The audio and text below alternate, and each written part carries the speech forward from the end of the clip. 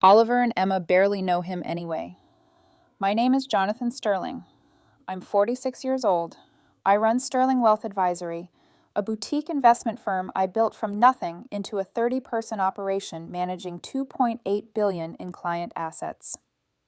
Caroline, my wife, for 11 years, just said that about me to Maxwell Trent, a guy I thought was my closest friend and business partner. I heard every word through the recording system I'd installed after noticing discrepancies in our household accounts. They were at the Waldorf Astoria downtown, Suite 3012. Caroline wore a Van Cleef necklace I never bought her, a $65,000 piece.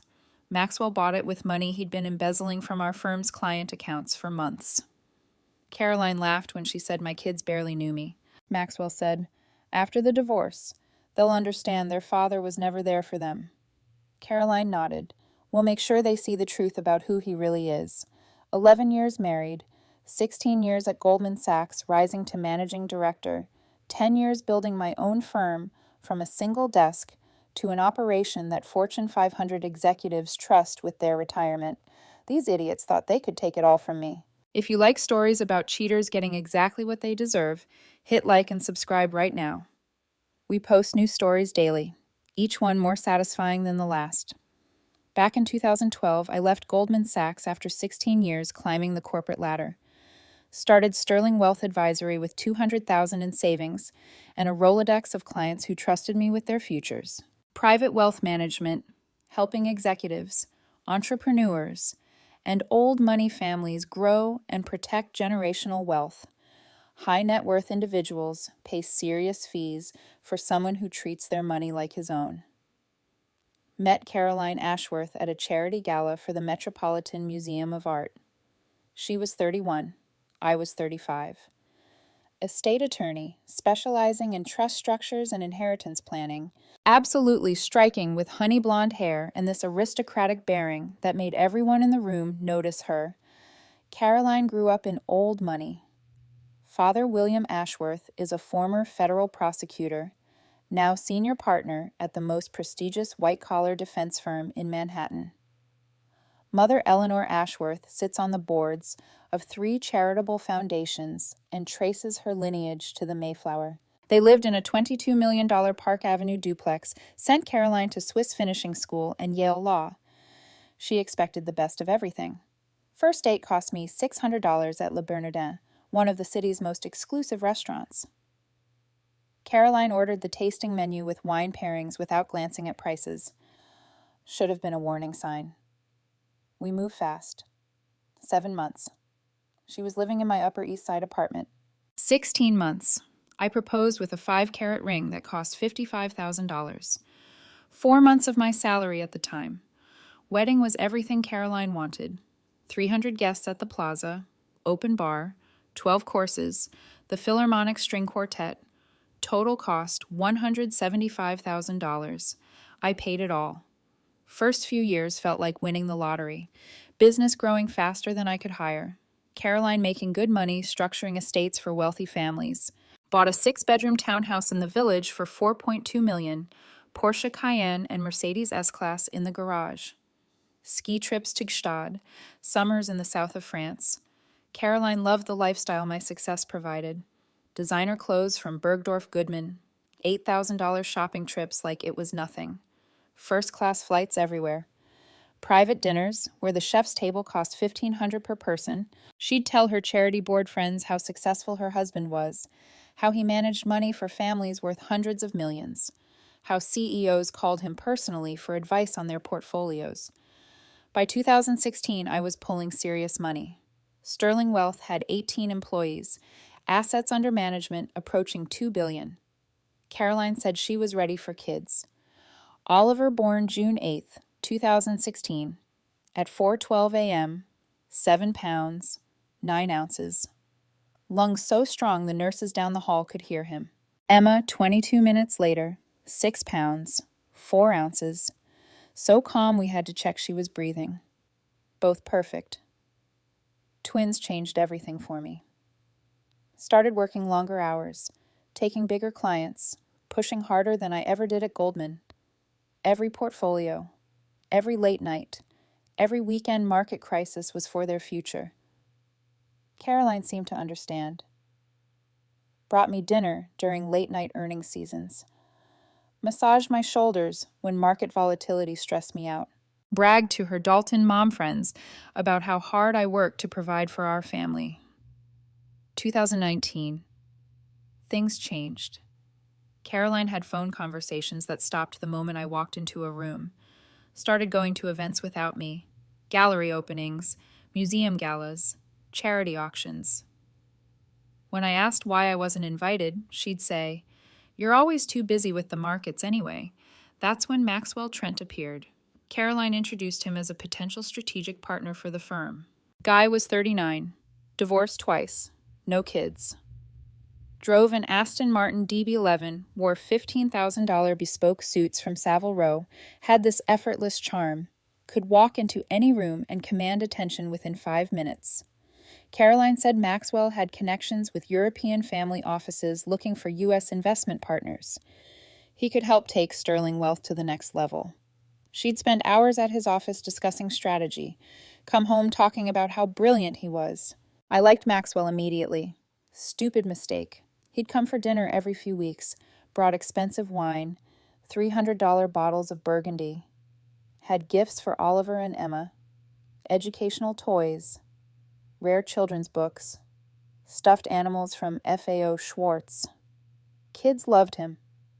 Maxwell and I would sit in my study after dinner, drinking scotch and talking markets, politics, global economic trends.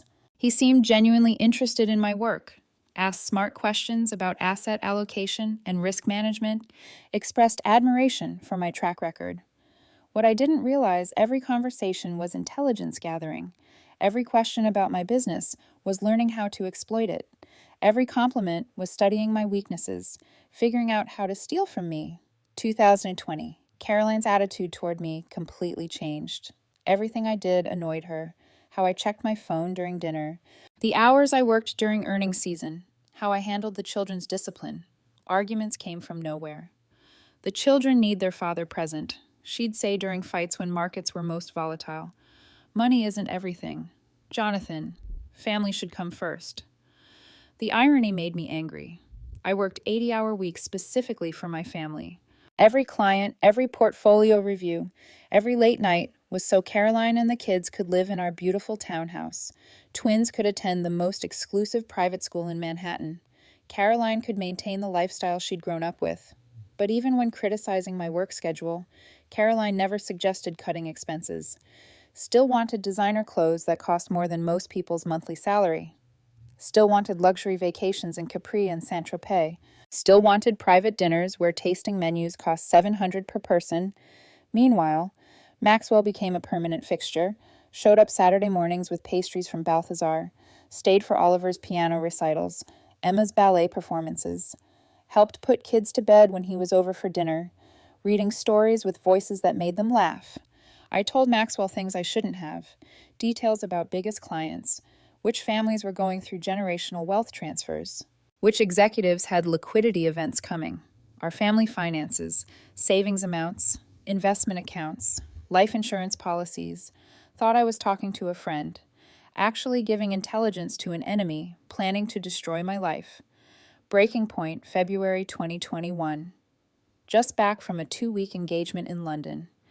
Major family office wanted a complete portfolio restructuring, needed hands-on attention. Client paid $300,000 for 14 days of work. Exhausted but excited to spend time with my family. Instead, walked into a house that felt like it belonged to strangers. Caroline barely looked up from her iPad. Quick. "Oh, you're back," like I was the housekeeper. Oliver and Emma, who usually ran screaming Daddy's home after trips, seemed distant. When I asked what was wrong, Caroline said something that hit like a punch to the chest. "They're not used to you being here anymore. You've become a stranger in your own home." That night, lying next to a woman who felt more distant than when we first met, I made a decision. Figure out what was happening to my family and fix it. Investigation started small. 16 years at Goldman teaches you don't jump to conclusions. Gather data, analyze patterns, build complete pictures before acting. Never let emotion drive investment decisions or life decisions. That's how you lose everything. Started with Caroline's iPad. She used it constantly, but left it unlocked on the kitchen counter while getting the children ready for school. Had about 15 minutes most mornings while she was upstairs supervising their breakfast routine. First thing I did was access her cloud backup, made a complete copy of everything: messages, photos, documents, browser history. Caroline thought she was careful. Thought deleting conversations was enough. Most people don't understand how cloud syncing works. Everything backs up automatically. Even messages you delete on one device exist on servers for weeks. Even photos you remove from your camera roll persist in recently deleted folders. Even documents you trash leave forensic traces. Caroline cleared her message history regularly, but didn't know about cloud retention policies, backup archives, or metadata recovery. Didn't know that her Apple ID, which I'd set up when we bought her devices, gave me access to everything synced to her account. Took exactly 5 hours and 40 minutes to rebuild her entire digital footprint from the past 12 months. Every message she sent, every website she visited, every photo she thought she deleted, every document she thought she destroyed. What I found made me sick. Romantic messages started April 2020. Text exchanges between Caroline and Maxwell, beginning as business discussions, quickly becoming personal. I read through hundreds of messages, each one a knife in my chest. May. They were meeting for lunch meetings lasting 5 hours. I tracked the locations through her photo metadata: expensive restaurants, boutique hotels, his penthouse on Central Park West, June, Caroline sending him photos wearing lingerie I'd bought, posed in our bedroom while I was on calls with London clients, photos in our master bathroom, photos in the guest suite, photos in locations I recognized from our home, places where our children played. The betrayal was comprehensive, total, complete. But the affair was just the surface layer, underneath a detailed plan to systematically destroy my life. I found a shared document titled Project Phoenix. That's what they called their plan to take everything from me. Like I was an obstacle to be eliminated rather than a husband who loved his family. Caroline and Maxwell had been plotting for months. Strategy was sophisticated, targeting every aspect of my existence. They'd analyzed my weaknesses, identified my vulnerabilities, planned their attack with surgical precision. They'd claim I used client funds for personal expenses, destroy my professional reputation, trigger SEC investigation that would bankrupt Sterling Wealth. They had fabricated documentation ready to plant in our systems. They'd argue I was psychologically unstable, obsessed with money and control, potentially dangerous to my family.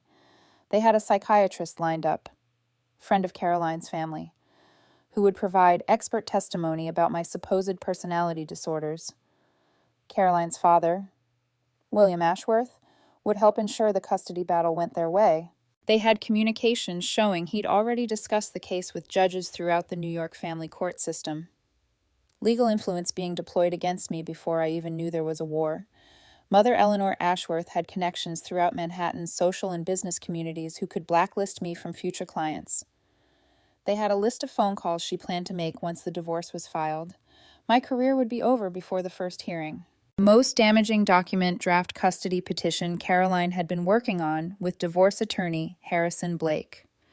22 pages of carefully crafted lies. She painted me as an emotionally distant workaholic who abandoned family responsibilities pursuing financial gain. Included fabricated incidents of me ignoring the children. Included falsified testimony from a former nanny who was being paid to lie.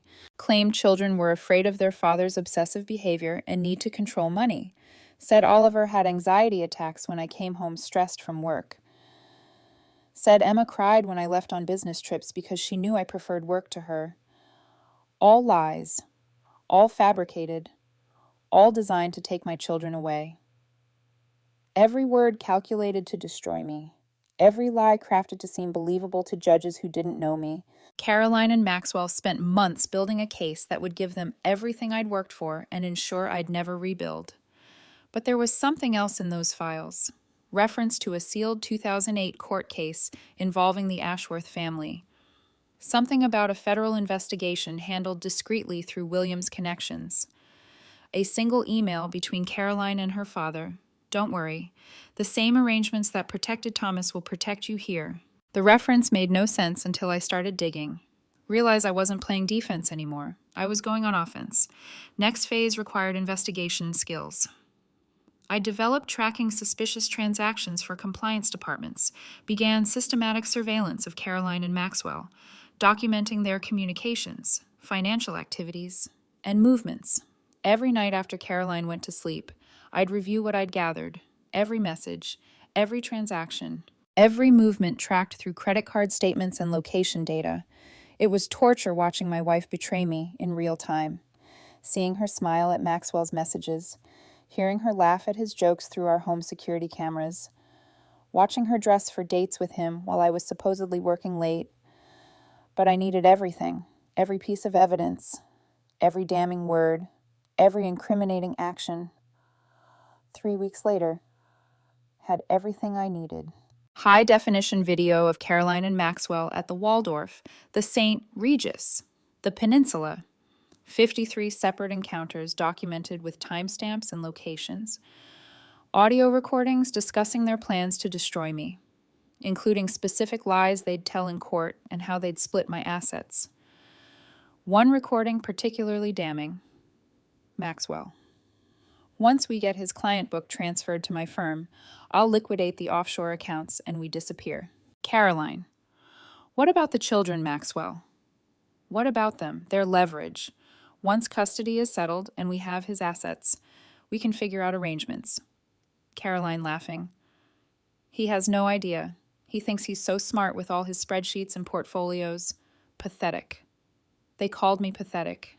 In my own home. Planning to steal my children and my life's work. Most valuable intelligence came from Maxwell's financial records.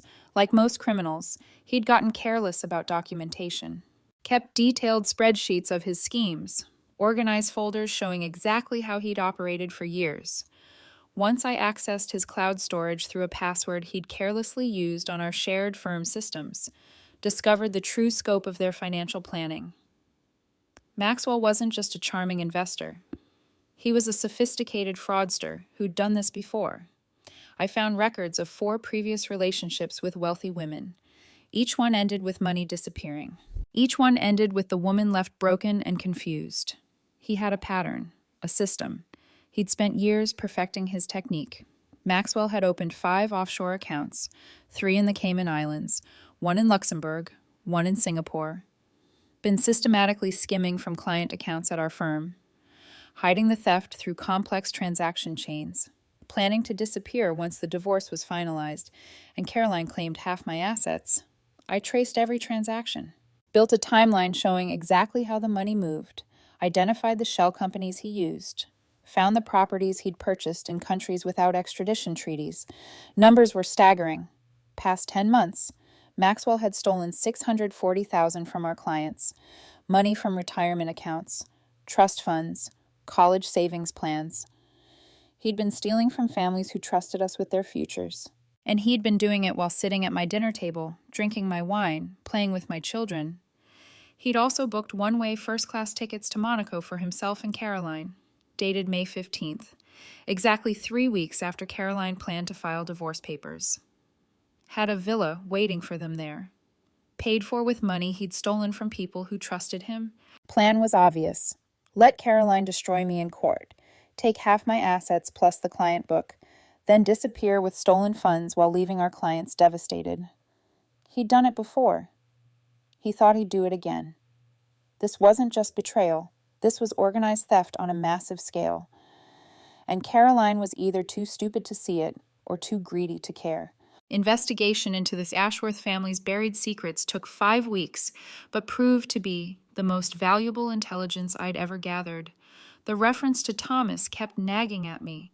Whatever happened in 2008 was important enough that Caroline's father thought it could be replicated, important enough that the family still discussed it 13 years later. I started with public records, court filings, SEC enforcement actions, Regulatory announcements. Found nothing under Thomas Ashworth's name. That itself was suspicious. Someone with his wealth and business dealings should have left some paper trail. Dug deeper. Used my Goldman contacts to access financial industry databases. Cross-referenced dates and entities. Found shell companies registered around the same time.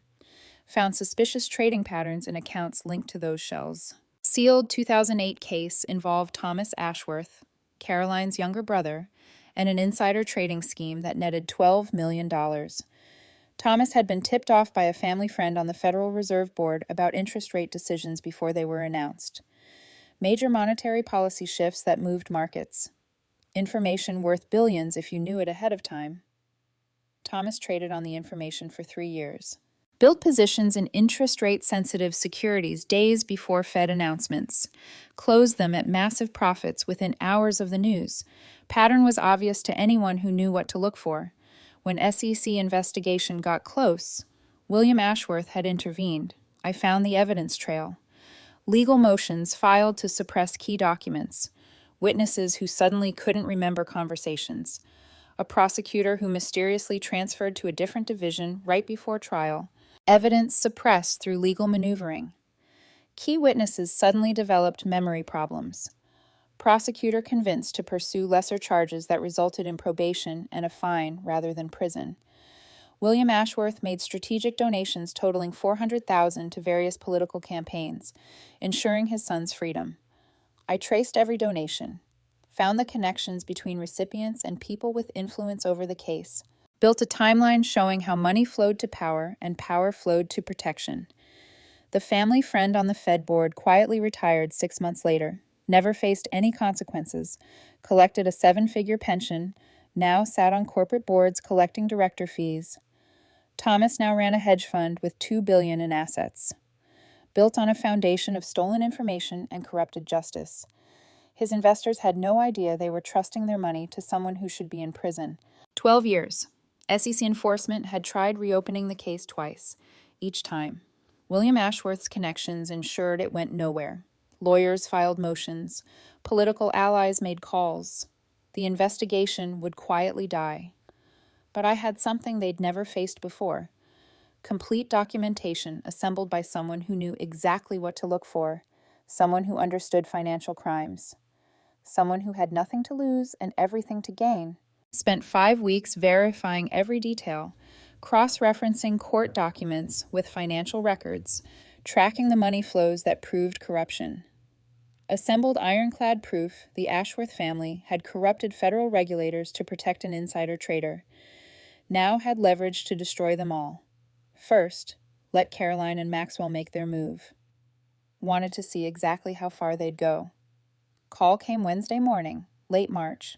Harrison Blake, Caroline's attorney, voice dripping with arrogance. Mr. Sterling, it would be in everyone's best interest if we met to discuss your wife's petition. Certain matters are better resolved privately rather than through messy public litigation. Blake's office, 61st floor of 1 Vanderbilt, mahogany furniture, walls of leather-bound legal volumes, floor-to-ceiling windows with views of the entire city. Guy clearly made a fortune destroying husbands in divorce court. Sat behind his massive desk like a king on his throne, sliding a thick folder across the polished surface. These are Mrs. Sterling's terms. Sign these documents. Avoid a court battle you're guaranteed to lose. Open the folder. Read the demands. Caroline wanted full custody of Oliver and Emma. Me allowed supervised visitation 1 weekend per month. Our townhouse, both cars. 70% of Sterling Wealth assets, about $8.5 million. Alimony of $18,000 monthly for the next 15 years. Blake leaned back in his leather chair, clearly enjoying what he assumed was my shock. Mrs.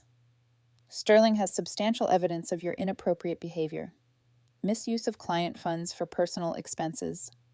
Emotional absence from your children's lives. Psychological instability suggesting potential danger to family members. He paused for effect. Judge Whitmore has already reviewed the preliminary evidence. Indicated he'd look very favorably on Mrs. Sterling's petition. Judge Whitmore, old friend of William Ashworth, golfing partner at the country club. He'll recuse himself from official proceedings. Of course, but his preliminary assessment carries significant weight with colleagues throughout the family court system. I closed the folder, stared at Blake for a long moment, then reached into my briefcase, pulled out a manila envelope, and placed it carefully on his desk. Give this to your client. Tell her to read very carefully before deciding how aggressive she wants to be. Blake frowned, not accustomed to being dismissed so easily. Mr. Sterling, I don't think you understand the situation. Your wife's family has significant influence in this jurisdiction. Fighting this will only make things worse for you. I stood, buttoned my jacket, and headed for the door. Make sure she reads it tonight, and tell her to call me when she's ready to negotiate. Manila envelope contained carefully curated summary of everything I'd gathered. Photos of Caroline and Maxwell at 6 different hotels over 10 months, transcripts of conversations planning my destruction, including exact lies they intended telling judges, financial records showing Maxwell's offshore accounts, and money stolen from our clients. Timeline of fraud totaling over $640,000. And the crown jewel complete documentation of Thomas Ashworth's insider trading and the family's corruption of federal regulators. Attached note said simply, I know everything. Call me. Caroline called at 10:23 p.m. How did you get all this? Her voice was shaking, mixture of fear and fury. I spent 16 years at Goldman analyzing financial crimes. Did you really think you could hide from me? This is illegal. You can't use this evidence in court. Actually, I can. Everything captured on devices I own, in a home I own, using accounts I administer. New York allows recording in your own residence. Maxwell's fraud is documented through our firm's compliance systems, which I have every right to audit. Your brother's insider trading is documented in federal records I obtained through FOIA requests. She was silent for a long moment. I could hear her breathing, calculating, trying to find an angle. What do you want full custody of Oliver and Emma? The townhouse, 70% of marital assets, no alimony, and a signed statement admitting you fabricated allegations against me. That's insane. You'll never get that. Then we go to court. I release everything. Your affair becomes public. Maxwell goes to prison for fraud. Your brother faces reopened SEC investigation. Your father's corruption becomes front-page news. The Ashworth name becomes synonymous with white-collar crime. She started crying. Jonathan, please. Think about what this will do to the children. I am thinking about the children. I'm protecting them from a mother who was willing to destroy their father for money. You don't understand. Maxwell manipulated me. He said we'd be together, that he loved me. I didn't know about the client theft. Caroline, I have recordings of you and Maxwell planning exactly how to spend my money after the divorce. I have messages where you discussed which lies would be most effective in court. You weren't manipulated. You were a willing participant. Silence again. Then, quietly. What happens if I agree? We divorce quietly. Joint statement about growing apart. Children live with me. You get liberal visitation. Your family's secrets stay buried. Maxwell faces justice for his fraud. But I leave your father and brother out of it. And if I don't agree, then I send everything to the SEC, the FBI, the Department of Justice, and every major news outlet in New York. Your father will be disbarred. Your brother will go to prison. Your mother's charitable foundations will collapse when donors learn who they've been supporting. The Ashworth dynasty ends. Court date came 8 weeks later. Caroline's attorney had been replaced. Blake wanted nothing to do with a case that could expose federal corruption. He'd reviewed what I sent Caroline and called her within 24 hours, terminating their professional relationship. Cited conflicts of interest. Really just didn't want to be anywhere near the explosion when it came. New attorney, younger, clearly just trying to minimize damage. Filed consent decree accepting all my terms. She didn't fight, didn't negotiate, didn't try to salvage anything. Just signed whatever I put in front of her. The weeks in between were strange. Caroline knew I had evidence, knew I could destroy her family. but she couldn't tell anyone why she'd suddenly become cooperative. Had to pretend everything was normal while her entire world collapsed in slow motion. I watched her during that period, watched her sleep poorly, watched her check her phone constantly, watched her jump every time she got a notification. She was waiting for the other shoe to drop, waiting for me to release everything, waiting for her world to end. Part of me felt satisfied by her suffering. After everything she'd planned to do to me, watching her twist in the wind seemed like justice. But mostly I felt empty. 11 years of marriage, 2 beautiful children, all of it built on lies I'd never suspected. Judge reviewing our agreement wasn't Judge Whitmore, wasn't anyone from William Ashworth's network. Special appointment from New Jersey, arranged after I quietly informed the court administrator about potential conflicts of interest. Sent a carefully worded letter explaining that certain parties might have improper influence over local judiciary. Didn't specify details. Didn't have to. The administrator understood. Court date itself was anticlimactic. Just paperwork, really. Signing documents, making statements for the record. Nothing like the dramatic confrontations you see in movies. Caroline looked smaller in the courtroom. Designer suit. Perfect makeup. But the aristocratic bearing was gone. The woman who'd walked into rooms expecting everyone to defer to her Ashworth name now hunched in her seat, avoiding eye contact. She'd aged 10 years in 8 weeks. Sat with her attorney, signing documents that gave away everything she'd tried to steal. Custody agreement giving me full parental rights. Liberal visitation for Caroline. But I maintained primary residence. The children would live with me, go to school near my home, build their lives around my schedule, not hers. Asset division leaving her $1.2 million in personal belongings, less than a fifth of what she'd demanded, but more than she deserved considering what she'd tried to do. Formal written statement retracting all allegations about my mental stability and professional conduct. She had to admit in writing that everything in her original petition was false, that I was a good father, that I'd never misused client funds, that her accusations were motivated by desire for favorable divorce terms, not genuine concern. That document would follow her forever. Any future custody dispute, any attempt to modify the agreement, judges would see what she'd been willing to do. Her parents sat in the gallery, faces gray, William Ashworth and Eleanor Ashworth. Pillars of Manhattan society, reduced to spectators watching their daughter's destruction. They knew what I had. Knew I could destroy them any time I chose. Their silence was the price of my mercy. When the judge finalized everything, Caroline didn't look at me. Just stood, gathered her papers, and walked out. Her parents followed without a word. I sat in that courtroom for 15 minutes after they left, just breathing, just processing. 11 years of my life, dissolved in 2 hours of paperwork. Aftermath came swift and complete. Maxwell Trent arrested 3 days later at Teterboro Airport, trying to board a private jet to Geneva. I'd tipped off the FBI about the offshore accounts and client theft, gave them everything they needed. Transaction records, shell company documentation, evidence of previous victims. Agents were waiting on the tarmac.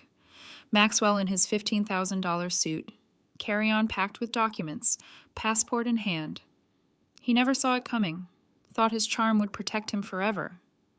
Thought wealthy people like him didn't face consequences, charged with wire fraud, securities fraud, money laundering, embezzlement, and conspiracy. 19 separate counts, facing up to 25 years if he went to trial. Federal prosecutors offered a plea deal 10 years in prison in exchange for returning stolen money and testifying against others involved in similar schemes. He took it, didn't even negotiate. All that charm, all that confidence, evaporated the moment he faced real consequences. I attended one day of his sentencing hearing, sat in the back, didn't say anything, just wanted to watch. His victims gave impact statements. Retirees who'd lost their savings, families who'd had college funds stolen, Trusts that had been raided for operating expenses. Maxwell sat there, head down, as person after person described how he'd destroyed their lives. He saw me as they led him out in handcuffs. Our eyes met for a moment. He looked away first. Caroline lost everything that mattered to her. The social circles she'd grown up in closed ranks against her. Word spread through the Park Avenue and Hamptons crowd about what she'd done. Tried to destroy her husband. Conspired with a con man. Almost cost clients their life savings.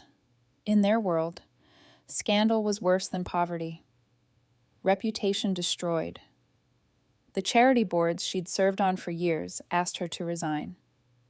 The country club where she'd been a member since childhood revoked her membership. The friends she'd known her whole life pretended she didn't exist. Estate law career ended when firms learned she'd conspired to steal from clients. No one wanted someone with her judgment handling trusts and estates. No one trusted her with inheritance planning. No one believed she could protect families when she tried to destroy her own. Forced to sell jewelry, designer clothes, the Mercedes, paying legal bills exceeding $400,000. The Van Cleef necklace Maxwell gave her went for $58,000 at auction. The engagement ring I'd given her went for $42,000. Everything she'd accumulated during our marriage, liquidated to pay for lawyers who couldn't save her. Eventually found work as a paralegal at a small firm in Westchester, making $52,000 yearly. About what she used to spend on handbags. About what she used to spend on a single vacation. I drove by the office once, about a year after the divorce, saw her through the window, reviewing documents, organizing files, living a life she'd spent her whole existence trying to avoid. The Ashworth family's grip on power loosened quietly. No dramatic public scandal, no newspaper headlines, just slow, steady erosion of everything they'd built. William Ashworth announced retirement from his firm, citing health issues. Everyone who mattered knew the real reason. Whispers spread through the legal community. His referrals dried up. His opinion stopped mattering. His phone stopped ringing. Thomas Ashworth's hedge fund lost half its investors when whispers spread about the sealed investigation. $2 billion in assets became $1 billion, became $500 million. Redemption requests piled up. Key employees jumped to competitors. The fund he'd built on stolen information was slowly dying. Eleanor Ashworth resigned from all her foundation boards. Real reason, quiet warnings from other board members who'd learned what the family had done. No one wanted to be associated with people whose secrets could surface at any moment. Her Mayflower lineage couldn't protect her from the consequences of corruption. Their influence evaporated. 40 years of carefully built power, gone. Not through dramatic confrontation, through quiet pressure, through the simple truth that corruption, once exposed, can never be fully concealed again. Me. Got my children back. Oliver and Emma live with me full-time now. First time in years. The townhouse feels like a real home instead of a battlefield. They're 9 now, old enough to understand that sometimes adults make bad choices and families change. Young enough to heal and grow beyond the damage their mother caused. Business has never been stronger. Word spread through Wall Street about how I'd handled the situation. Clients started seeking me out specifically because they knew I protected them from any threat. Sterling Wealth now has 42 employees, assets under management of $4.1 billion. Most important change, how I spend my time. Late-night work sessions replaced with bedtime stories and Saturday morning breakfast traditions. I coach Oliver's chess team and take Emma to her dance recitals. I'm present in their lives in a way I wasn't before, because I understand what I almost lost. 10 months after the divorce finalized, sitting in Central Park on a warm afternoon, watching Oliver and Emma chase pigeons across the great lawn, laughing so hard they could barely breathe. Their joy was pure, innocent, completely unaware of the war I'd fought to preserve their childhood. Realized Caroline had been right about one thing I had chosen. Work over family too many times, too many missed dinners, too many bedtime stories I wasn't there for, too many recitals and competitions where my seat was empty. I'd told myself it was for them, for their future, for their security, but really, I was hiding from the harder work of being present. Not anymore. Every decision I make starts with a simple question. What's best for Oliver and Emma? The answer guides everything. Turn down a client worth $50 million in new assets because the relationship would have meant too much travel. Hired a president to handle day-to-day operations so I could work fewer hours. Built systems so the firm could function without me being the bottleneck. The business didn't suffer. If anything, it got stronger. Turns out being a present father made me a better leader too. More patient, more thoughtful, more willing to trust my team. People sometimes ask if I regret how everything ended, if I wish I could have saved my marriage instead of destroying it, if I feel guilty about what happened to Caroline and her family. Answer is simple: can't save something that was built on lies from the beginning. Caroline never loved me. She loved what I could provide. The townhouse, the cars, the status, the lifestyle. The moment Maxwell offered her more, she was willing to destroy everything to get it. You can't save a marriage when only one person is trying. You can't save a family when your partner is planning its destruction. All you can do is protect what matters most and let the consequences fall where they deserve. Their mistake cost them everything they thought they wanted. My patience and preparation gave me back everything that actually mattered. Didn't win through revenge or anger, won through careful investigation, strategic thinking, and understanding that truth is always more powerful than lies. Caroline and Maxwell destroyed themselves with their greed and stupidity. I just made sure they couldn't take my children down with them. That's the difference between justice and revenge. Revenge is making someone pay for hurting you. Justice is protecting what matters most, while ensuring people face appropriate consequences for their actions. Kids laugh and play in the park. Business protects good families' wealth from bad actors. Caroline reviews documents in a suburban office, finally learning what real consequences look like. Maxwell counts the days in a federal prison cell. Sometimes the good guys win. Sometimes patience and preparation beat arrogance and greed. Sometimes truth really is enough. Sometimes justice prevails over privilege. If you enjoyed this story, hit like and leave a comment. If you haven't subscribed, do it now and hit the notification bell for alerts about new stories like this. Thanks for watching. See you in the next video.